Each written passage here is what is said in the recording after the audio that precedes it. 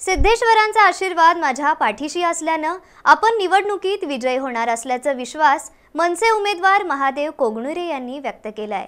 Vijapur road Sundaram नगर येथे पदयात्रेत कोगनुरे यांनी जनक्रांतीला बोलताना हा विश्वास व्यक्त केलाय। दक्षिण विधानसभा मतदारसंघात सध्याला पदयात्रा आणि कॉर्नर बैठका घेण्यावर सर्व उमेदवारांचा कल आहे। महाराष्ट्र नवनिर्माण सेनेचे दक्षिणचे उमेदवार महादेव कोगनुरे यांनी आज विजापूर रोड सुंदरम नगर रामलिंग सोसायटी आणि आजूबाजूचा परिसर पिंजून काढला।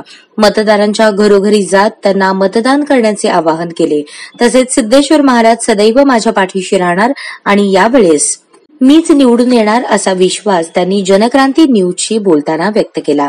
यावेळेस पथनाट्याद्वारे कलाकारांनी मतदानाबद्दल आणि महादेव कोगनुरे यांच्या कार्याबद्दल जनजागृती केली। आज आम्ही महाराष्ट्र नवनिर्माण सेनेकडून विजापूर रोड येथे पदयात्रा निमित्त मी गल्लोगल्ली फिरत आहे, तर जनतेचा प्रतिसाद खूप चांगला आहे।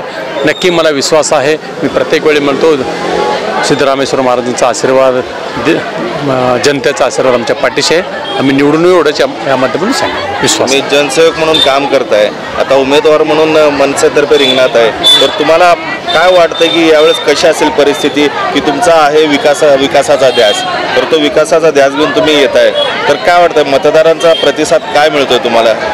नाही, मतदारांचा प्रतिसाद चांगला आहे, आम्हाला जनतेचा आशीर्वाद आहे। जेवढं मी मतदारसंघात फिरतोय प्रत्येकाकडून वाटतं की मी जनसेवक म्हणून दक्षिण सोलापूरसाठी काम करत राहावं, एवढंच नाही। आणि आजचा दौरा कुठे कुठे असणार आहे आपलं?